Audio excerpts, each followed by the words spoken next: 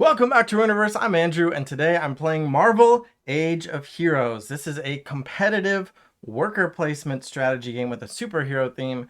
It's a genre I've wanted for a long time, and not only is it superheroes, but it is the X-Men, my favorite, the best superheroes. So this will be my first game, but I am optimistic. I'm going to be playing both sides of a two-player game. The game does play 2 to 5 players. And after reading the rules, I have a sense that it will be better with more players. Maybe like 3 or 4 or 5 might be too long. I'm just guessing. Depends on your patience level and how many friends you have, I guess. But being able to play 5 is super great. A lot of games don't do that. But the reason I say it'll be better with more than 2 is because there are a lot of points of interaction.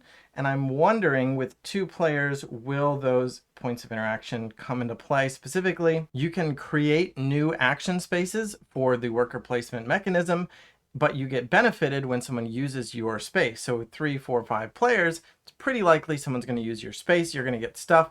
In a 2-player game, everything is zero sum because, again, this is a competitive game and your opponent might not want to give you that benefit. So keep that in mind. But yeah, for brain real estate and space on camera purposes, I am going to do just 2 players. One of the players I'm playing as is Kitty Pryde and Lockheed. So most of the player boards are actually multiple characters. In this case, it is mostly Kitty Pryde with a little bit of Lockheed. I have 5 Kitty Pryde action pawns or worker placement pawns and a single Lockheed, but I don't know that it matters which of the pawns I use. I'm not sure yet. Whereas the other character is going to be Magik, and I've just got 6 Magik pawns.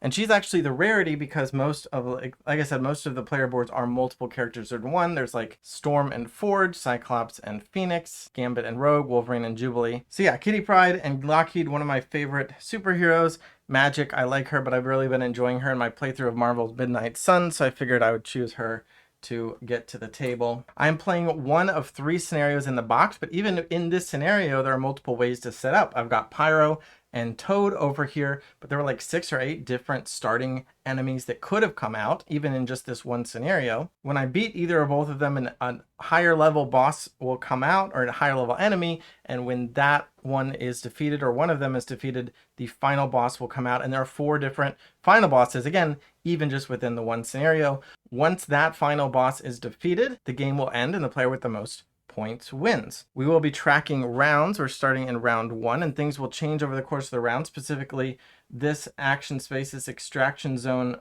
open action space, will change. It is timed to up until 9, so after 9 rounds, it won't change anymore. I don't know, or I kind of get the feeling, I assume that the game expects you to be done by then, but you don't have to be. And speaking of the scenario, up on the card viewer, you can see the Children of the Atom parameter. So I cannot assign pawns to or place markers on the final test mission tile until the villain attached to it is flipped face up. So that's fine. I haven't even put that final test mission tile out. The game ends when the villain tile at the final test is defeated. So probably don't need this around. Maybe the other scenario is a little more complicated. Each player has 3 cards from this deck over here starting in their hand. They also have a certain number of personal special power evolution cards. I am playing with the gold side of the player boards. The rules say to start with the blue side for your first game. The blue side has no special abilities. I'm playing with gold side because I like special abilities, and that changes how many evolution cards each character starts with. So we do have special abilities right on the board. Shadowcat is going to have the ability that she scores 6 points each time she places a marker on an Omega space.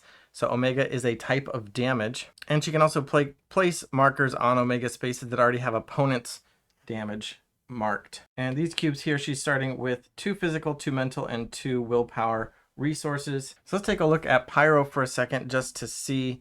So this is the attachment on him, and you can see, for example, this, if you wanted to use this space, you would need to spend 8 physical and 8 willpower resources. You could place your worker there. And well, actually, that's not a bad example because there's nothing in this row because it happens to be attached to Pyro, who has damage maybe in this row. For example, you could do this one, this one, this one, or the one at the top. I'm not sure if you can see that one, but so 4 red, 2 yellow, and 3 blue, and you will deal psi damage and score 12 points. That space will now be blocked. But if it were Omega type damage, which neither of these are, we've got Psi and Sigma here, plus maybe Epsilon up at the top. But if it were Omega, then Kitty Pryde could choose to double up, add extra tokens to a spot somebody else has already claimed. And the reason you'd want to do that is the when defeated ability. So Pyro says when he is defeated, for each of your player markers here, gain a student, and that would be a good thing. So you want to have more markers on the villain when they are defeated, which would be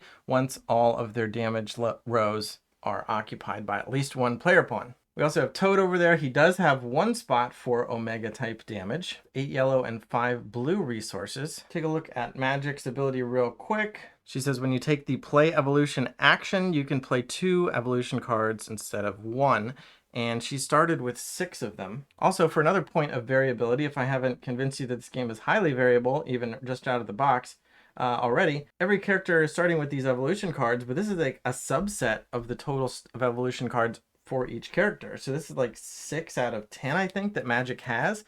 I chose randomly, but you're supposed to be able to choose. So you could play Magik differently from game to game, or play Shadowcat and Lockheed differently from game to game. So we'll see how that goes. Otherwise, for the main gameplay, I think you get the gist. We're going to do actions. We'll see how that works in a second, to probably gather resources, eventually fight villains, and defeat them to get points and get the most points. I decided that Shadowcat would be going first, so she is at the top on the turn order track. I've given her the pink, and Magik will be the white. So for Kitty Pryde's first turn, she can take one of her 6 pawns and place it on one of the actions.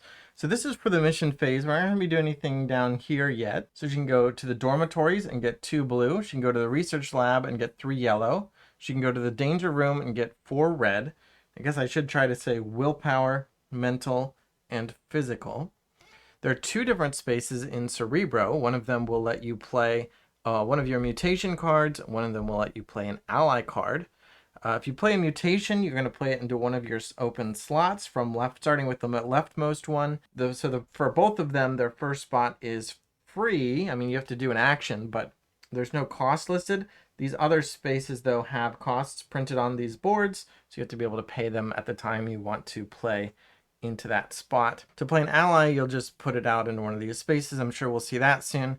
And then the medical bay has 2 identical spaces that let you play an action card, and as well as choose your spot on the turn order track. So that's another spot where having more players might be a little bit more interesting, because with 2 players, you might not go first, but it's still just going to go back and forth. So these pawns do come with stands, so you can stand them up, but I feel like you might not be able to see them. So I'm going to lie them down, and I'm going to send Kitty Pryde to the headmaster's office.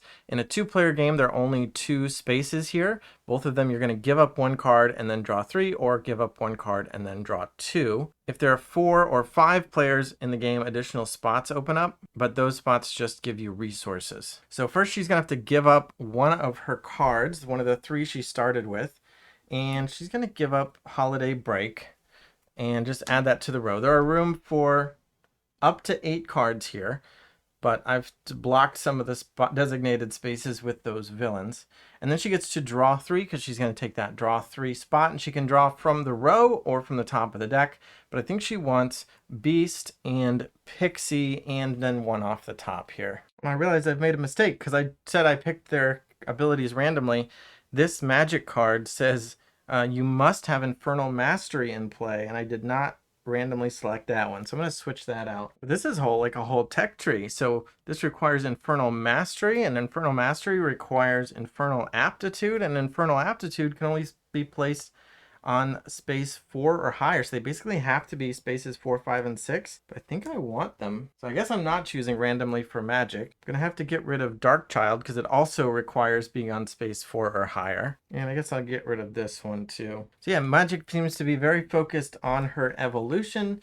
And so I'm going to have her first action be to go to this Cerebro space that lets you play an evolution card. And let's get that going right off the bat. Her advanced ability is that she gets to play 2 of them instead of 1. Now her second slot does require spending 3 of any resource, but she started with 2 physical, 3 mental, and 2 willpower. So let's just even those out. I guess that was, yeah, or 1 willpower. We'll just go down to 1 of everything and get this started. So play Magic Runes. Now whenever she gets resources, she basically gets to choose whatever resource she wants.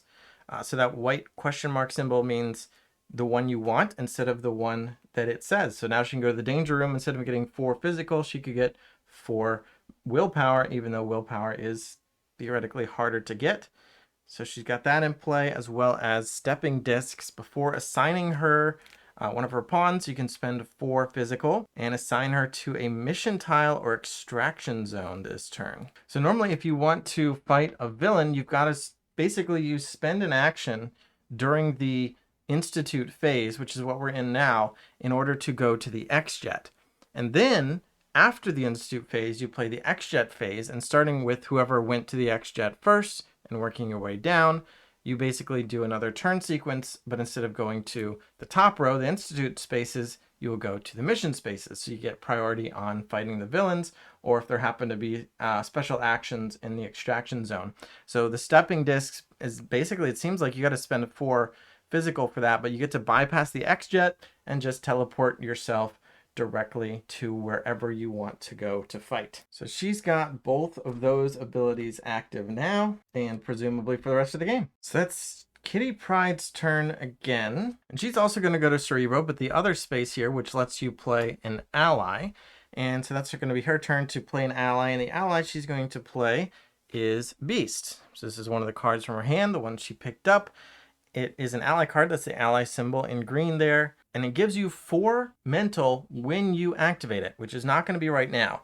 But what Kitty Pryde gets to do then is place it in any of these spaces that shows that green ally symbol. And that's where Beast is going to live for the rest of the game. And it'll be a new spot that both players have access to. I think she'll put him right here. So now she's going to mark that this is her ally. So anybody can go there and commune with Beast, but Kitty Pryde will get a bonus if Magik goes there. And now it's Magik's turn, and the question is, does she want to go to Beast and give Kitty Pryde that 1 yellow bonus? Or, again, because of her magic runes, she could just go get 4 of anything here. Why bother go get 4 of anything there and give a bonus? So I think she does want 4. So she'll go to the danger room and get 4 red. Magic runes makes that anything she wants. She might start by trying to lock down one of the easy damage rows, or just go for a big one. Or the advantage Magik has is she can get blue easily. Maybe she should go for something that has really difficult blues. I think for now she's actually going to take 3 yellow and 1 blue. I think Shadowcat is just going to go, you know what? She's going to send Lockheed to visit Beast and get 4 yellows up to 6. 4 mental. You know what? Scratch that. We're not going to that spot with Lockheed quite yet. Instead, Shadowcat is going to send herself to the medical bay. So both these spots are the same.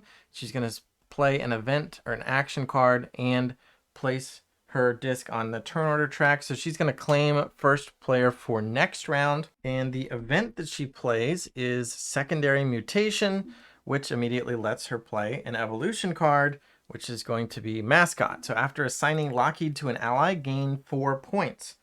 So that's going to be her first evolution. And so that way she can do that next turn with Lockheed. So this event card goes to the discard pile. Now it's Magik's turn, and that Beast spot looks more tempting because if Shadowcat sends Lockheed there, she'll get 4 points in addition to the bonus. So maybe it makes sense to block that. And she gets a nice big chunk of 4 resources. That does give Shadowcat 1 yellow though. And then Magik gets 4. I think she'll take 3 red going up to 4 and 1 blue going up to 3. Now there are no allies for Shadowcat to send Lockheed to, so that plan isn't going to work out. She did get the 1 yellow for having brought Beast out, but she didn't get the 4. But there's still a good move, and Shadowcat is going to take the first trip to the X-Jet. And this space also lets you play a team-up card when you go there, specifically the top space at the X-Jet. So not only is she going to have first shot at the villains during the mission phase, but she gets to play a team-up card now. She does have a couple of them. I think she's going to play Mirage. So Mirage has, again, an action space, but that action space is going to be in the mission phase. It requires spending 3 yellow and 4 blue, and you get to deal 1 psi damage. So you get to basically ignore the left side cost and just mark a damage token on the villain that you want. as long as it has that psi symbol damage type. Pyro does have one, and Toad has two of those. So Mirage can be pretty useful. And Shadowcat is already locked in the first spot at using Mirage, although she doesn't have the 4 willpower yet. But also the Leader of the Young X-Men ability means at the end of the round, you get 6 points for each hero you have on a Young X-Men ally or team-up card. So Mirage is not a Young X-Men card, though. So she is a New Mutants card, so we'll need some Young X-Men before that part kicks in. I'll just put that all the way on the left. Shadowcat gets to mark that. So now if Magik goes there, Shadowcat will get 3 points. And then it is Magik's turn. Magik is going to take the other headmaster's office space. So she's going to give up 1 card, give up this Found Family card, and this time she only has to draw 2. The top space was to draw 3. And I think she just wants to draw and hope for something more exciting. So the spaces are running out. There's more X-Jet spaces, plenty, but not a lot to do unless you can afford to spend stuff hitting villains. So for now, Shadowcat's going to need to get more. Unfortunately, Lockheed's not going to be able to go to an ally space this round, so may as well just send him to the dormitories and get 2 more willpower, going up to 4. Magik will go to the research lab and get 3 resources. With her runes, it'll be anything she wants. Actually, I think this one she will send to the X-Jet. She does want to do some X-Jet action, which actually leaves that space for Shadowcat to get 3 up to 6 mental. And then Magik is going to use her final action, or is it, to go to the other space in the medical bay and play an action card, which is going to be Show of Force. She gets 2 students. So normally the students are kind of like extra pawns you get to do, but when you place them to do the action, so like you'll get more turns in a round than other players by using these students, but when you place them, they no longer count as yours. So basically you place them, you do the action, pay the cost if necessary and everything.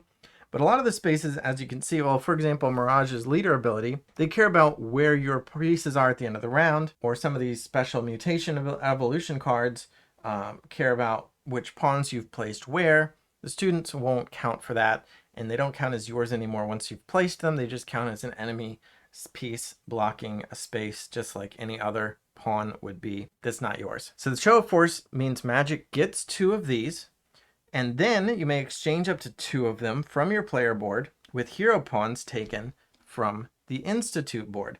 So she can put these out, for example, and replace the pawns that she's already put out, and now those spaces are blocked, but she has her hero pawns back. And I'm realizing now that it's 1 extra action, but it costs a card, but all the good spots are taken already. I was thinking she's going to be able to go to these spaces again, but that is not the case. So you know what? Maybe we'll save that for later in the game when there are more exciting spaces available and play a different one. Well, it's not just that the good spaces are taken, it's all the spaces are taken. So we'll just stick with the Show of Force. We just won't use the optional ability at the bottom. It says then you may exchange up to 2 students. You know what? Let's just take the 2 students and we can save them for later.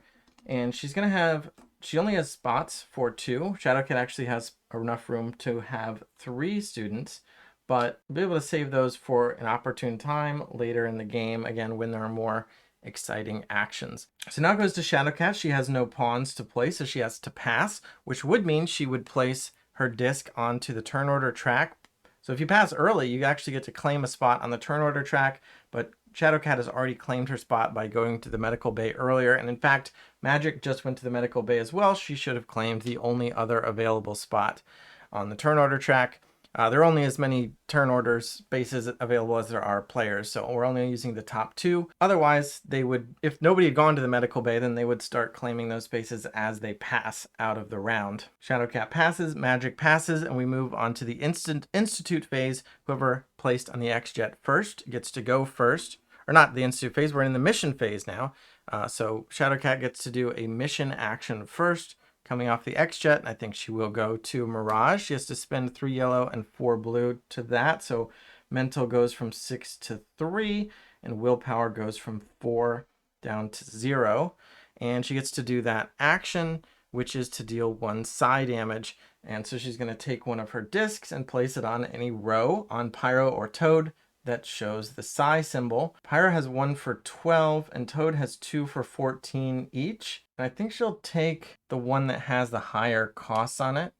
And she gets 14 points, putting her up to 14. Then Magik gets to go next, and there's no team up cards where she can place, but she can place directly on a mission board, which is where the villains are. And she'll take this Toad space here. It costs 2 red, 3 yellow, and 3 blue for a total of 8. So that's the cheapest one she could go to, and spend 2 red physical from 4 down to 2, 3 yellow mental from 4 down to 1, and 3 blue willpower from 3 down to 0, and that scores 14 points. She'll mark that space, go to 14, tie game, and Toad is halfway defeated. So he's only got 2 more spots, 2 more rows that can be dealt damage before he'll be out, and we'd go on to the next villain. The round ends. We will resolve all special abilities on stuff. For example, Mirage's leader ability, but again, no young X-Men, so we don't do that. All of these pawns come back to the players. Players take their discs that were on the turn order track from the previous round back into their supply, and the ones on the future turn order track becomes the current turn order track. So they just slide slightly to the right. The round marker moves from 1 to 2, and when we hit 4, we'll need to flip this tile to the rounds 4 through 6 version, but for now this is still 1 to 3. Oh, and in fact, I skipped a step. No, I didn't. So I was thinking that because Magik went to Toad, she would go to the extraction zone, but that only happens if Toad is defeated. So it's actually beneficial to be on a villain on the same turn they're defeated, so you get to do an extraction zone ability. That won't apply now. If there were fewer than 4 cards here, they would be drawn up to 4. If there were the full maximum capacity of 8, they would all be discarded and a new 4 would come out. All right, round 2, and I think Shadowcat will just, she's going to go first again because she's at the top.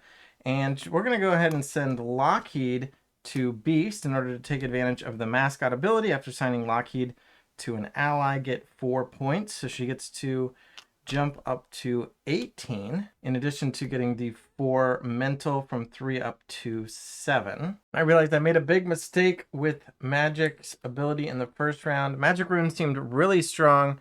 But yeah, I was doing it wrong. That's why. So it says after assigning her and collecting any resource tokens from that space, it is not talking about these normal resources that are printed on the board or the resources that you gain along this track. Well, normally, that's what I thought. It's actually talking about these resource tokens here. And these are tokens that can be placed via special abilities that give extra resources to the next person to go to a given space.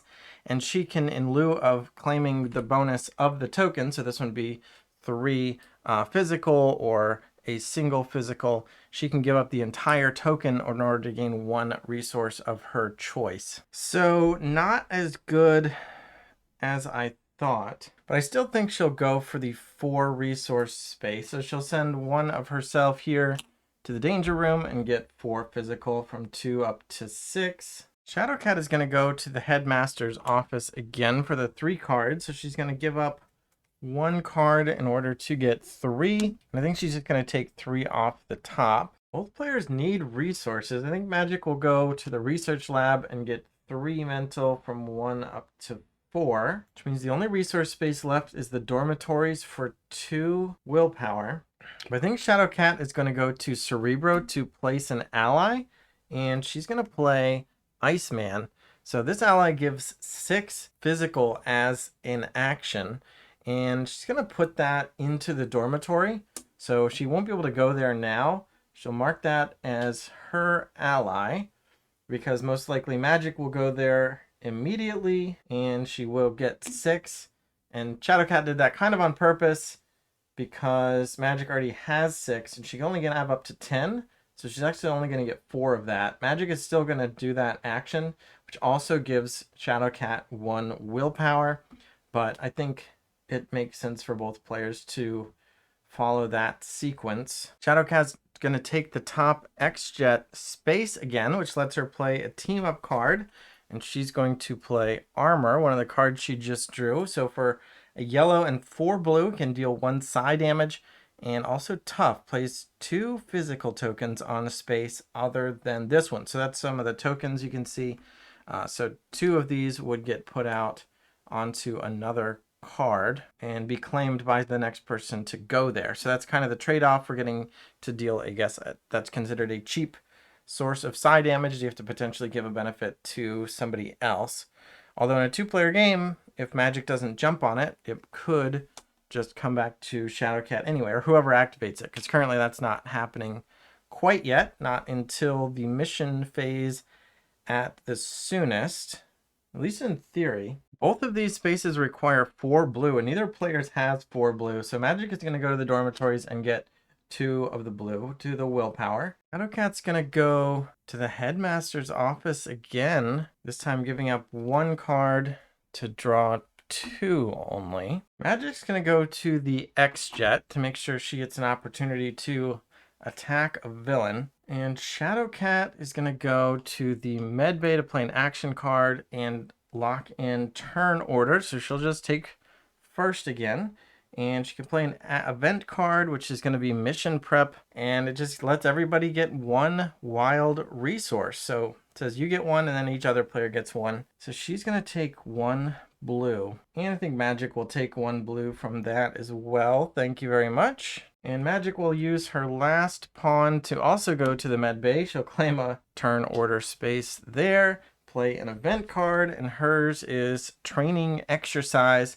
You get to play a team up card and then assign a hero or student from your player board to the team up that you play. And she's going to play M from Generation X. So she's a valuable recruit, double all recruiter bonuses granted by this card. And since it's a team up card, it'll be down here. Recruiter bonus is 3 points, doubled will be 6. Alternate form, I'm a little bit confused by. It says when assigning to this space, instead of the cost and benefit, you can discard a team up card to use the costs and benefits of its action space as though you had assigned a student to it. So that means you can use that space without sending any of your pawns or students there. I guess students don't normally end up in the mission section. But instead of sending a pawn, you still have to use the costs and benefits though, as though you'd send a student. So basically you're discarding a team up card instead of sending a pawn. We'll see how that goes. But for now, I think it's just getting played. Well, no, it's not just getting played because she can immediately assign a hero or student to it. She doesn't have a team up card to discard though, so she's not going to actually use the alternate form anyway. I think she will immediately use the training exercise to spend 1 of her students to activate it. So she's going to pay 4 red down to 6, 2 yellow down to 2, and 1 blue down to 2 in order to deal an epsilon damage and gain 3 points. I think she'll do that damage to Toad, his top row there, which is worth 5 points in addition now to those 3 points. So Magik will go up 8 from 14 to 22. And M is now here, and it's occupied by the student. Training exercise is discarded. Shadowcat is out of pawns, so she has to pass. Her turn order is already locked in. Magik is out of pawns, but she has 1 more student, but I don't think she'll use it, so she'll pass as well. Turn order is already locked in. We'll go to the mission phase.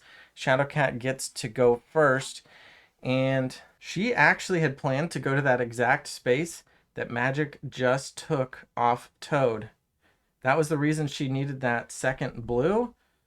That's why she played that event, so she could finish that top row damage. So the only place she can go, she can't go to M because it's blocked. She doesn't have the resources for Mirage or Armor or any of the villains, so she only can go to the extraction zone. And based on rounds 1 through 3, this is what you get. So you can get 1 wild resource or spend a yellow to draw 2 cards. And she does need resources, but I think she likes cards. She's going to go down to 6 mental and draw 2 more. Then Magik can resolve her X-Jet character, and she can actually deal some damage. She doesn't have the 4 blues for Mirage or Armor, but she can fight that top row on Pyro.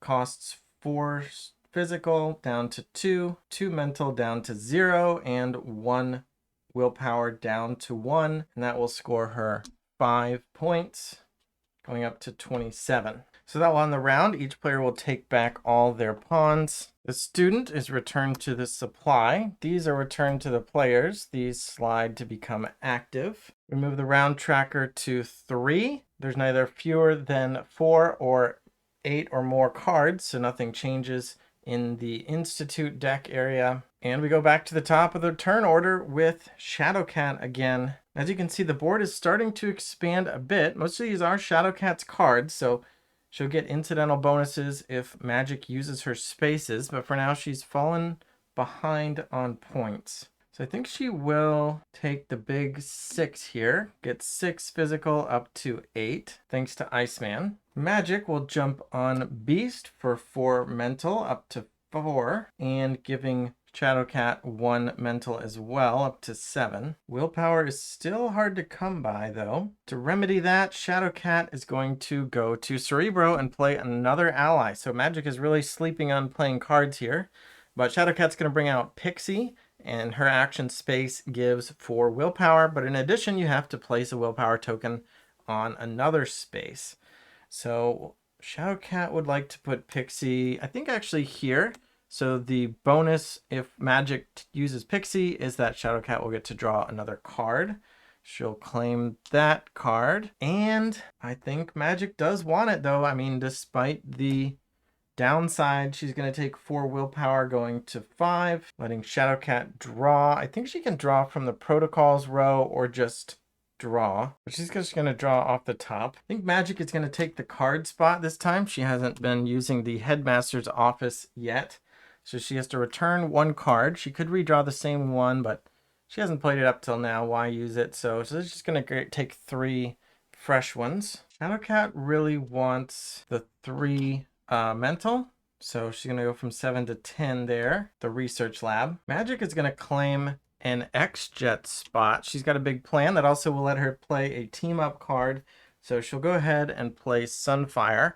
He is independent, and for 6 red and 5 blue, you can deal a Sigma damage. And so we'll just put that here with magic marker. Shadowcat is going to go to the dormitories for 2 willpower going up to 4. It's a precious commodity. I think Magik will take the big 4 physical at the danger room going up to 6. Shadowcat is going to go to Cerebro again, but this time to play an evolution card. And she's going to play the diminutive Lockheed card that when she assigns Lockheed, she can spend 2 physical to assign Lockheed to a space containing a Kitty Pride pawn. Normally you can't double up like that, but Lockheed is diminutive, so he would be able to.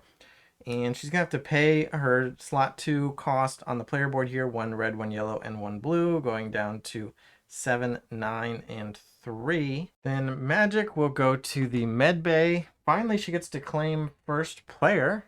And she will also play an event, which is Found Family. She gets to place a player marker on top of another player's player marker on an ally or team up card to gain joint ownership. So she will no longer have to pay the tax on the other player's card. Iceman with 6 red is pretty nice.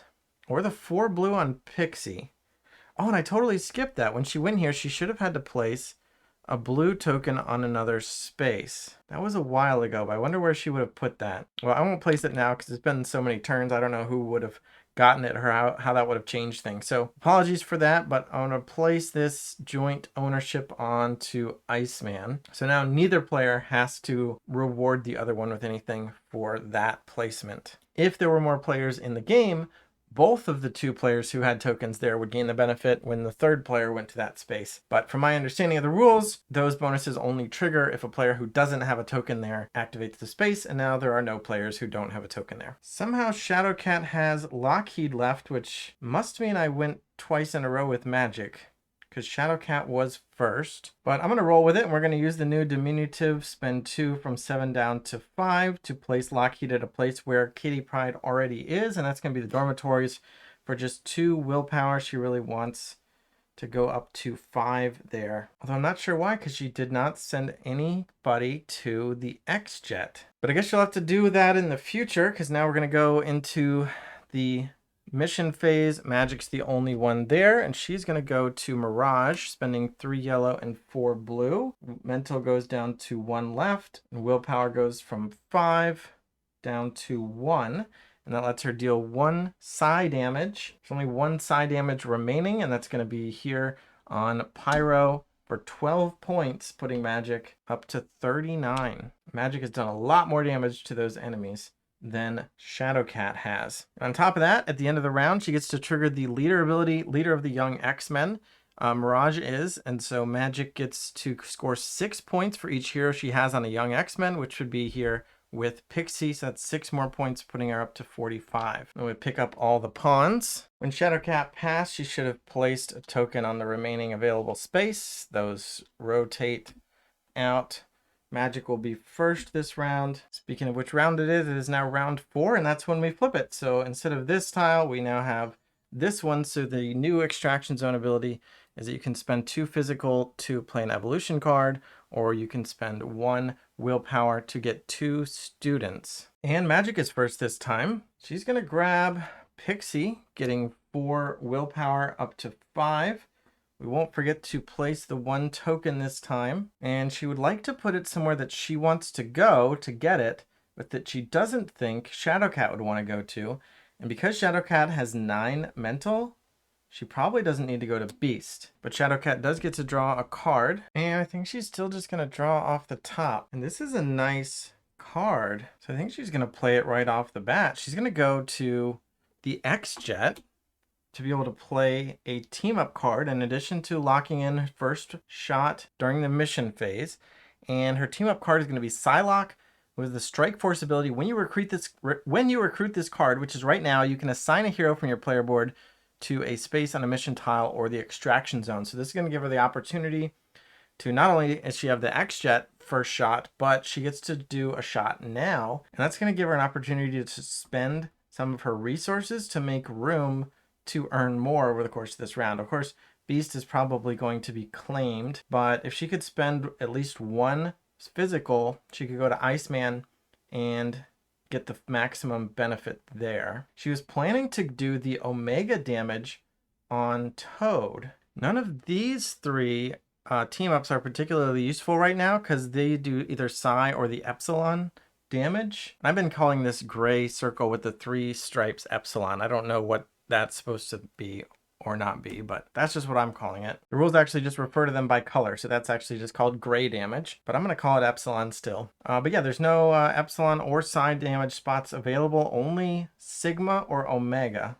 So Sunfire could help, but he does cost 5 willpower. But you know what? I think she wants to do the Omega, so she's going to do this last spot on Toad, or the last remaining damage spot. Costs 8 mental from 9 down to 1 and 5 willpower, so from 5 to 0. She gets to put her disc there, claims 5 or 9 points. On top of that, Shadowcat has the ability that she gets 6 points every time she places on an Omega space, so she actually gets 15, going up to 33, still well behind Magik. But that means Toad is defeated, and it's not even the mission phase, but as far as I can tell, defeated is defeated. So we'll take all our markers back. Psylocke should be here with Shadowcat's marker. So this is the damage row that just got resolved. 8 yellow and 5 blue to get 9 points with the Omega symbol there. And then Toad says, when defeated, if you have a player marker here, you may play an evolution. Ooh, maybe that was a bad idea because Shadowcat's evolution spots require 1 of each resource, and she just spent her last blue. So you know what? Let's rewind that. She would still love to do that point of damage, but not until she has the resources to benefit from it. Because on top of that, she would have had to place a Shadowcat pawn onto that damage space, and then when Toad is defeated, that pawn would get to move to the extraction zone. So in addition to not being able to gain that benefit, because she was missing 1 willpower resource, she would then get to choose to spend 2 physical to play an evolution card, which she couldn't afford, or spend a willpower to get 2 students, and again, no willpower. So that's just a huge sequence of things she would not be able to benefit from. And I still think she wants to play Psylocke and resolve Strike Force, just maybe to somewhere else. I guess that's going to be on Pyro. So this space costs 9 yellow and 2 blue. The 9 yellow is steep, but 2 blue means she'll still have 3 left. And that space will score her 17 points. So from 18 to 35, she does have to place a pawn there. And she still has her pawn in the X-Jet, so she wants to prep for another damaging action. Well, I guess worst case scenario, she could just go to Psylocke, draw a card, and play an event. Magik will go ahead and go to Beast, so she has to give Shadowcat 1 mental, putting her up to 1, but she gets 4 for herself, up to 5, in addition to this token. And now the magic runes come into effect. She can choose to take that as a blue, which it is, or as any color. She'll choose blue. Shadowcat is going to send Lockheed to Iceman for 6 physical, even though she already had 5, so she's maxed him at 10. But the mascot ability, after signing Lockheed to an ally, she gets 4 more points, up to 39. Magik hasn't played an ally yet, but she has a good one. So she's going to go to Cerebro and play Professor Xavier. So he lets you choose a basic action space on the institution board. So these are the top ones, the ones that kind of started in the game available, not any of the special cards, and perform that space's effect as if you had assigned a student. So even if it's blocked, you get to use it, and you don't actually have to spend a pawn. I mean, you spend a pawn to go to Professor Xavier, but you don't have to spend another one. And he is the leader of the X-Men, and at the end of your round, you get 2 points for each X-Men space you have occupied. And I think Magik will put him here to potentially help her get a few more physical resources. There's not a big reason to go to Professor Xavier except for the points, but I guess there's no reason not to. It's just so many of the basic spaces are available. I think Shadowcat will go to Professor X and resolve the research lab ability for 3 yellow, going up to 4 mental. She currently has a hero on an X-Man already, so it's 2 4 points. The way it's worded, it says at the end of the round, score 2 points for each hero you have on an X-Men, ally, or team-up space. So I don't know if when it says hero, it's talking about each different hero pawn. For example, this would be a total of 3 heroes, or if it's just talking about the fact that Shadowcat and Lockheed are 2 distinct heroes, and so it would be a maximum of 2 scores for a maximum of 4 points. In this case, Mirage scores 6 points for each hero you have on a young X-Men. For example, Magik only has herself. She only has a single hero. She has 6 pawns, but only 1 hero. I don't know if that means Magik is capped at scoring once per leader ability per round, or if it's talking about hero pawns, in which case everyone is on an equal playing field because everyone has 6 pawns per player. I think I'm going to play it as hero pawn rather than trying to distinguish distinct heroes. But that is something I would want to clarify. I don't know if there's an FAQ or anything yet, or if I missed it in the rules somewhere, but that is important. Magik is next, and she has a lot of resources, but she hasn't gone to the X-Jet yet. But I think she's just going to make sure she has everything she needs. So she'll also get 3 yellow, going up to 8 mental. Shadowcat's going to go to this pretty unexciting 2 space, but again, it's blue, so she's going to go up to 5. Hard to come by, unless she can get Pixie. That's a nice big chunk of blues. Magik is going to claim a spot in the X-Jet to make sure Shadowcat doesn't get to go before her twice. But Shadowcat's not super interested in going to the X-Jet a second time, so I don't think she'll be able to afford it. I think she's going to go to the medical bay to claim first player. She does really want to go to Pixie next time, and she also gets to play an event, and she's going to play, we see secondary mutation again. She could have just played a mutation card without having to spend that card, but again, she wanted to also get first player. So she went to the med bay, played that. She gets to play one of these. She's going to play Welcoming Committee. When assigning Kitty Pryde to the extraction zone, you can pay 1 willpower to perform the effect of a space with Lockheed instead of the extraction zone. So she's got another ability. She's got to pay 1 of each to fill this slot, though. She goes down to 9, 3, and 4. And unlike previous rounds, there's actually a couple great spots for Magik, and she can only choose 1.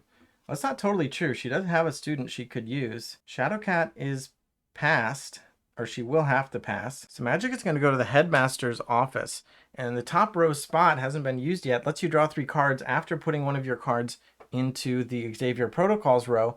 But Magik doesn't have any cards, and that means she doesn't have to put one there. She just gets to draw 3 cards, so she's netting 3, whereas you normally only net 2. I guess that's the benefit for actually playing all the cards you have. Kitty Pryde will pass, and she's already claimed her turn order. So Magik will go again. I think she'll send her student to the danger room for 4 physical, going up to 10. We'll go to the mission phase. This always throws me off because it says Institute phase right next to the X-Jet, but the X-Jet actually triggers the beginning of the mission phase. Or, I mean, you place on the X-Jet during the Institute phase, but you use the characters there during the mission phase. So when I look over to the X-Jet to see who's on top, the first thing I see is X-Jet, Institute phase, but that's not the right phase. We're resolving the mission phase now. Shadowcat will go first, and she can't afford that Omega space. She doesn't have the mental for it, but she can finish off Pyro with 8 physical, going from 9 to 1, and 3 mental, going from 3 to 0. Oh, really? 3 to 0? Well, I guess that's how it is. So she's going to place there, place her disc there, get 17 points, going up to 56, actually going into the lead there, and that will beat Pyro. So when defeated, Pyro says, for each of your player markers here, gain a student. Both players have 2. So they're both going to get 2 students. We'll reclaim the discs. The pawns, 1 by 1, but they're both Shadowcat, go to the extraction zone. So in the extraction zone, you can activate this. You can spend 2 red to play an evolution ability, but unfortunately for Shadowcat, her spot requires her to spend yellow, which she doesn't have. Or you can spend a blue for 2 students. Well, she just got 2 students, but I mean, maybe paying 1 blue for a single student is still good enough. So she'll resolve that. And for the second one, she's actually going to use her new welcoming committee ability to pay 1 willpower. When assigning Kitty Pryde to the extraction zone, instead perform the effect of a space with Lockheed on it, which is Iceman for 6 physical, going up to 7 again. Now Pyro is defeated, and as you can see, so this comes apart, and this actually stays here, and you can see Pyro says, when defeated, replace with a challenging enemy. So for this particular scenario, there are 4 possible challenging enemies. So I'm actually going to roll an 8-sided die. 1, 2 for Omega Red, 3, 4, 5, 6, 7, 8. And got a 5, 2, 4, 5, 6 is going to be Mystique. So Mystique is coming out in place of Pyro. These other 3 won't be used this game. Actually, 1 could come out after Toad is defeated. But Toad doesn't have to be defeated. So as you can see, Mystique says that when she's defeated, well, first of all, for each of your player markers here, you can spend 2 physical for 3 points. But then you flip to the final test face up if it is not already face up. So we could leave Toad be for the rest of the game if we want to, focus down Mystique, bring out the final challenge, the final test, beat them, and the game ends, and Toad is still lingering around with a single Omega damage spot remaining. That's unlikely. We'll probably beat Toad at some point. Shadowcat wants those Omega points, and then another challenging enemy will come out, and then when either of them is defeated, the final test will come out. So Mystique, you can see she's actually got a lot of hit points, so all of those rows have to be cleared. 1, 2, 3, 4, 5, 6 rows on Mystique there. Only one of them is Omega for Shadowcat's purposes, and then this will lock up with this, so it's the same costs but for different potential damage dealings. She doesn't give out quite as many points either, so it's a slight downgrade beating up these more challenging enemies. Pyro's gone, and that was Shadowcat's action. So we go to Magik's action during the mission phase. She went to the X-Jet, so where does she want to go? She could start fighting Mystique now. She's got a lot of resources, only 6 willpower, but that's a good chunk. She could deny Shadowcat's potential at the Omega damage. And I think she actually will do that. So she's going to go over to Toad and spend 8 yellow and 5 blue, going down to 0 and 1. She's going to get those 9 points, going up to 54. Place her disc there technically. We're about to remove it, but it says when defeated, if you have a player marker here, you may play an evolution card. And Shadowcat's last spot here requires yellow, which she doesn't have, so she will be denied that. So that's part of the reason Magik decided to go ahead and do that. She does get to play 1, but her ability says she instead gets to play 2. Her next 2 spots require 4 of any resource each. So I think she's going to spend 8 of her 10 red, going down to only 2. and she'll get to play cards into each of those spots. So she's going to play her Soul Sword. After you place a player marker on a damage icon, you can score a point per player marker you have on that mission tile. That would have actually been slightly better before Toad got defeated, but nonetheless. And then, of course, the Infernal Aptitude can only be placed on a space 4 or higher, so it's going to go on the 4. And at the end of the game, score a point per evolution card you have in play. So this will be worth 4 points or potentially up to 6. And these are her remaining cards are just scaling more points for having these evolution cards out. But that took a good chunk out of her resources. Now that Toad is gone, she's going to move her pawn to the extraction zone, but she's not going to pay 2 physical to play an evolution card because she can't afford it. And she's not going to pay a willpower for 2 students because she has her maximum student capacity filled. So she denied Shadowcat being able to play evolution, but she lost a potential extraction zone activation for herself. This will stay, this will go, and we'll roll a d10, 3, 6, 9, get a 9. So that's going to be the Juggernaut. Omega Red and the Sentinels won't be used this game. So now we can take a look at Juggernaut's damage. We got an Omega, 2 size, an Epsilon, and he actually has 2 of the Epsilons. When he's defeated for each of your player markers here, you can spend 2 mental for 4 points each, similar to Mystique. Then flip the final test face up. So that's the end of the mission phase and the end of the round. No matter how you look at it, Shadowcat has 2 heroes on X-Men allies, so the Xavier leadership ability is going to give her 4 points, bringing her up to 60. Magik should have placed that there. So these come off. This slides over. Reclaim all our pawns. Student goes back to the supply. Xavier protocols didn't change at all. Still 7 cards. And it is Shadowcat's turn. Oh, and the round tracker goes to 5. So let's call it there. It's been going on for a while, and I'm going to have to split this video into 2 parts. So stay tuned for next time to see what Magik and Shadowcat get up to. Thanks for watching. Subscribe so we can get more subscribers, and bye.